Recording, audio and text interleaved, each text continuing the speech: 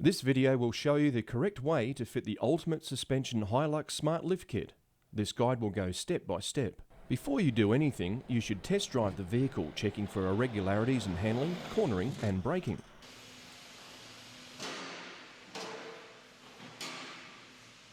Now check and record the vehicle heights from hubs to guards. And confirm the rim and tyre size. Check for any modifications to the vehicle's suspension and the engine, transmission and diffs. You should check that the workshop has the correct tools and has a steering or front end specialist available. The workshop needs to be authorised. Before you begin the installation of the front components, you should chock the rear wheels to prevent the vehicle from moving. Safely jack the front of the vehicle and support it by the frame so the suspension is at full droop. Next, remove the front wheels and then the stone guards. Disconnect the sway bar at the link pins as well as at the D bushes. There is no need to completely remove the sway bar from the vehicle. The sway bar can be tilted up out of the way. This makes it a lot easier to fit the front knuckle support brackets.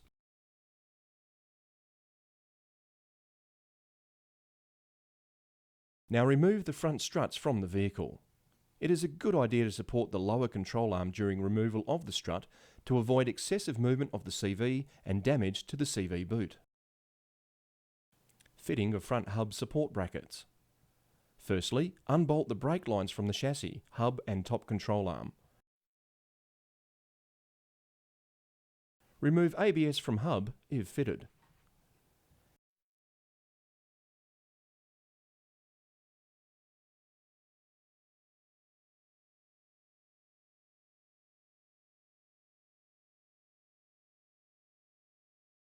Next, you remove the brake disc and caliper. Tie the caliper to the chassis rail to keep it out of the way.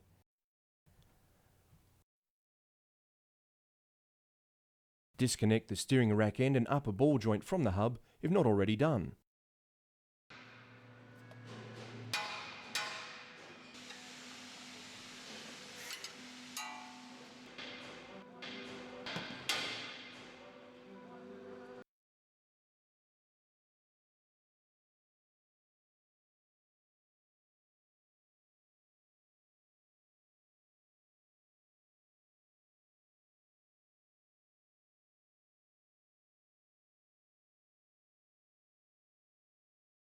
Now remove the front struts from the vehicle. Now undo and remove the two bolts connecting the hub to the lower ball joint. When fitting the new suspension, you should fit all nuts and bolts loosely at first. Once all bolts are in place, tighten using Loctite.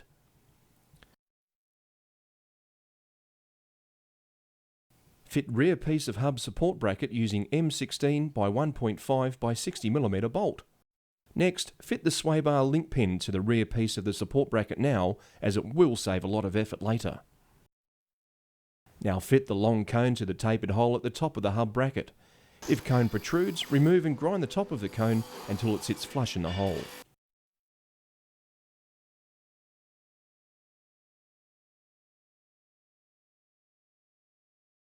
Fit the front piece of hub support bracket to hub using an M16 by 1.5 by 60mm bolt. Be sure to fit the bracket with a rough position. Fit the top first and the rest will twist into place. Using an M12 by 1.5 by 120mm bolt and a hub support brake extension bracket, join the two hub supports together through the original sway bar link pin mount. Insert short cone into original steering knuckle mount, then using an M14 by 1.5 by 80mm bolt,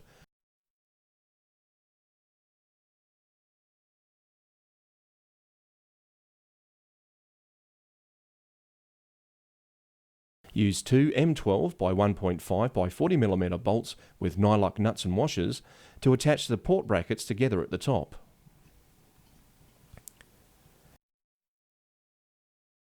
Now attach top ball joint to hub support. Fit M14 by 1.5 by 60mm bolt with a nylock nut and washer up through the original ball joint mount. This may need to be screwed into place after the bolt in step 10 is nipped up. Now refit brake disc and caliper and attach brake line hub bracket to the hub support brake extension bracket using an M8 by 1.25 by 16mm with a flange nut and reinstall ABS if fitted. You should now use Loctite and tighten all nuts and bolts.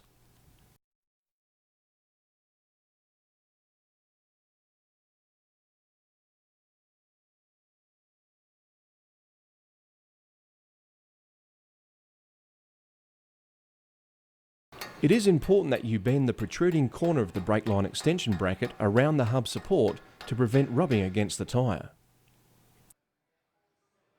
Next, place the upper bump stop mount into position on the rear of the shock tower. Use the existing hole as a guide and drill a 10.5mm hole through the chassis. Do not fit bump stop mount at this point in time.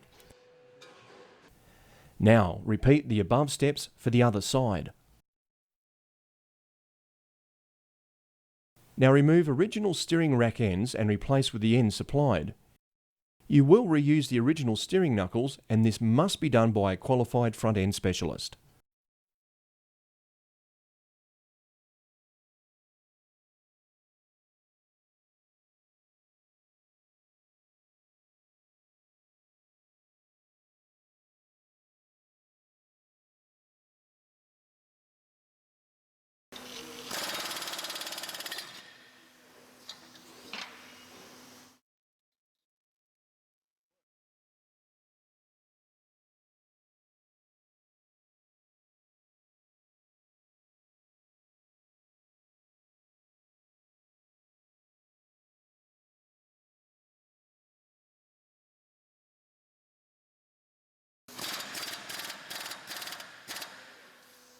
It is important to reinstall the dust covers.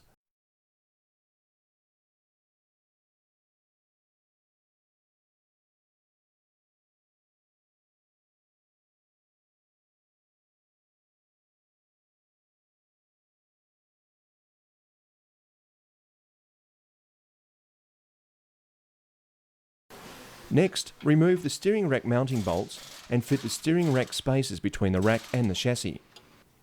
Now fit the two M12 by 1.25 by 150mm bolts with washers and tighten using the original equipment nuts and Loctite. It is now time to remove and fit the front diff mounts.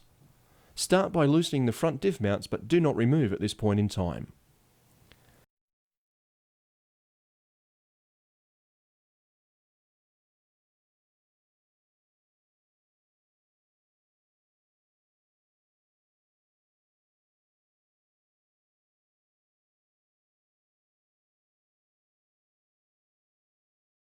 Now, undo and remove the vacuum lines and mounting bracket from the diff.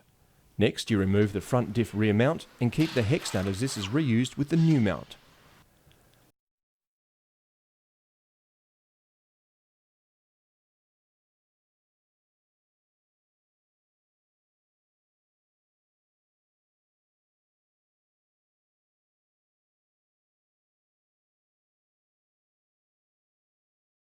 Press apart the bush from the mount above. This is done by pushing the bolt out. Be sure to keep the large washer and one side of the bush, as these will be reused. Fit the bush you've just removed to the replacement front diff rear mount. Now fit the front tail shaft spacer. The spacer must be fitted to the rear of the front tail shaft. Undo the rear grease nipple and this will make fitting easier. Mark the end of the tail shaft and mount with a white marker to aid in realignment and undo and remove the 4 bolts. These bolts are pressed in and will require a hammer and a punch to be removed. Fit the tail shaft spacer using the 7/16 inch UNF by 3 inch bolts with the nylock nuts supplied.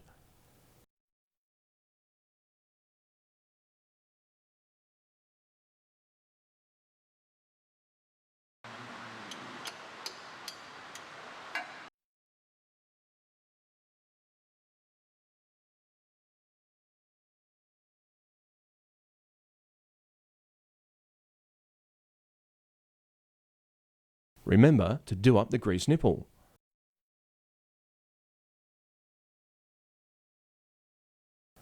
Now loosely fit the front diff rear mount to one diff housing bolt will need to be removed. Loosely fit the front diff rear mount to diff using the M12 by 1.25 by 35mm bolt, M10 by 1.25 by 35mm bolt, an M12 by 1.25 by 60mm bolt with washer. Fit the large washer between the mount and the crossmember.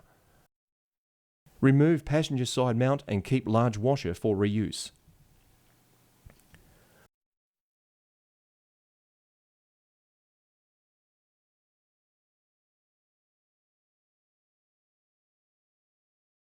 Loosely fit new passenger side mount using the 3 M14 by 1.5 by 40mm bolts and 1 M14 by 1.5 bolt with nylock nut and washer.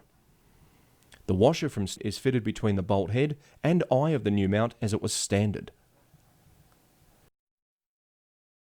Remove and fit the driver's side mount following steps 13 and 14 using an M14 by 1.5 bolt with nylock nut and washer.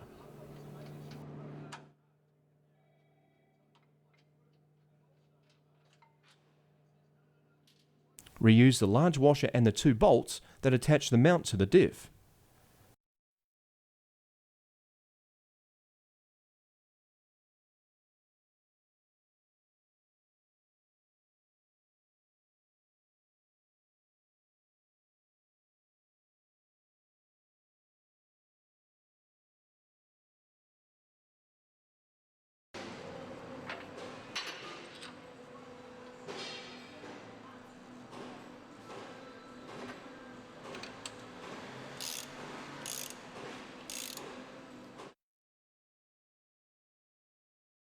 Mark locations of camber adjustment bolts to give a rough guide for reassembly before the vehicle can be wheel aligned.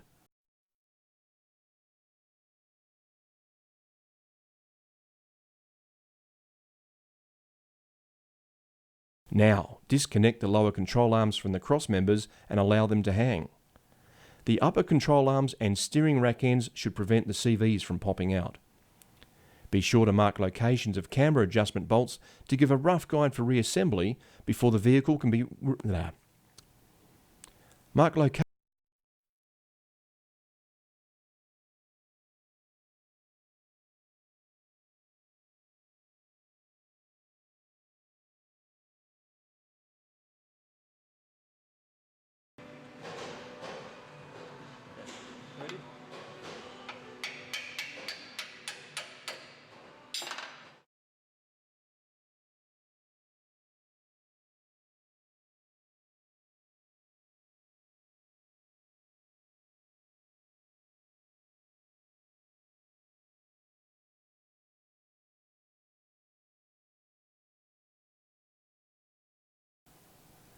If necessary, replace the vacuum lines with new ones supplied and reconnect the electrical fitting. Use the vacuum line extension bracket to remount original bracket. The new bracket may need to be bent to suit the application. Use Loctite and tighten all nuts and bolts. To fit the drop cross members, you firstly remove the lower bump stops from the vehicle and fit to the ends of the rear drop cross member using M10 by 1.25 nylock nuts supplied. Now, install the rear drop cross member using 2 M14 by 1.5 by 140mm bolts using nylock nuts and washers and the 4 square locating plates. The bolts are fitted so that the nut is closest to the CV. Next, install front drop cross member using 2 M14 by 1.5 by 140mm bolts with nylock nuts and washers and 4 square locating plates. The bolts are fitted so that the nut is closest to the CV. Use Loctite and tighten all nuts and bolts.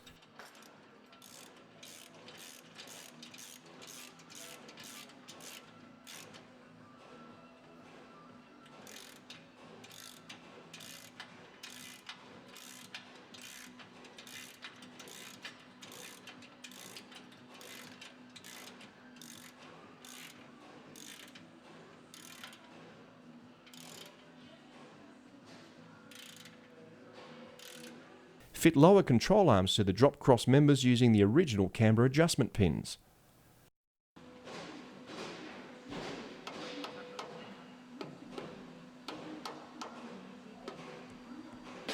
Try to align the pins roughly with original alignment marks and tighten.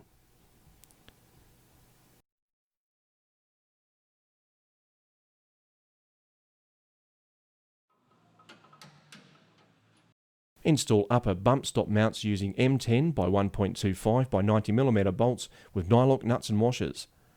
Remove the rubber stub for fitting at a later point in time.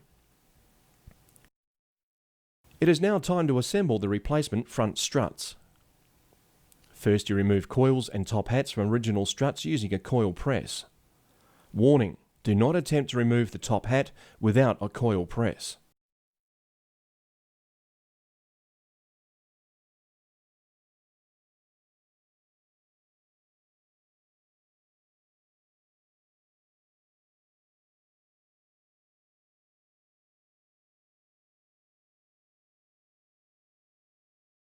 Remove the rubber seats and the 3 bolts from the original top hats.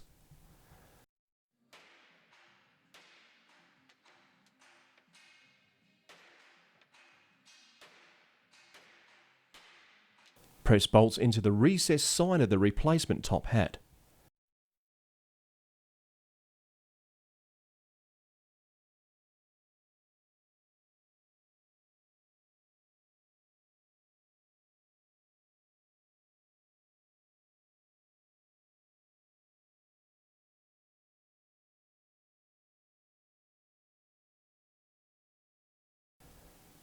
Assemble the new struts using new coils and new top hats in a coil press. Make sure your top hat is lined up correctly with the strut bush. Reuse the original equipment rubber coil locator.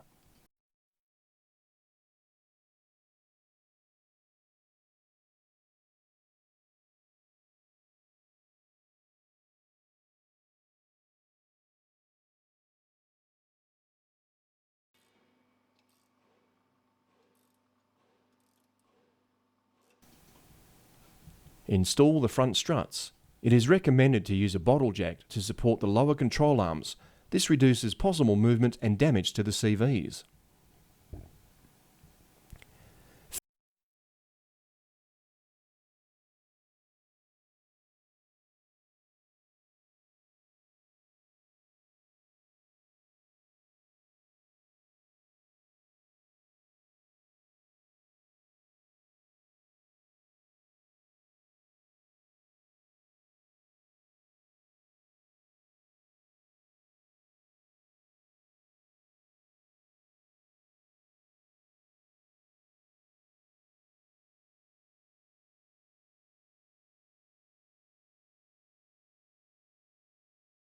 Fit front brake line spaces between the brake bracket and chassis using M8 by 1.25 by 50mm bolts with washers. Connect the steering rack ends to the hub supports. Reattach the sway bar to the sway bar link pins. Install the sway bar D bushes to the original mounting position and tighten. Now refit the front stone guard.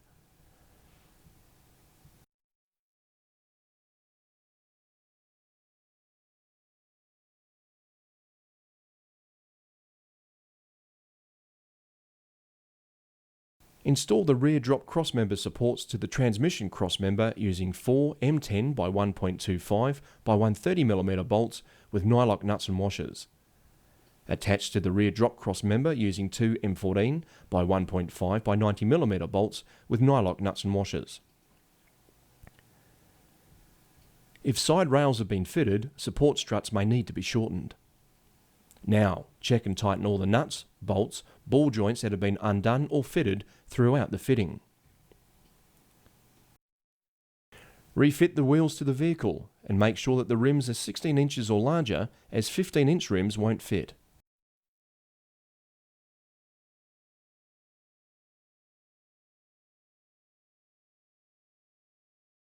When the vehicle is sitting on its wheels, fit the upper bump stops to the upper bump stop mounts.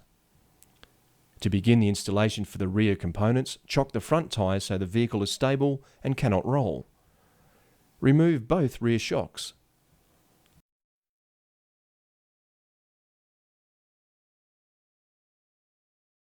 Support the tail shaft to avoid disconnection. Remove the retaining bolts from the handbrake line mountings on the original equipment springs. Back off the shackle and fixed end nuts. Undo the brake line bracket. Then disconnect the brake proportioning valve or the ASC from housing. Undo and remove the U-bolts. Carefully jack the rear of the vehicle until the leaf springs are no longer located in the diff. Undo the shackles and fixed ends and remove the original springs.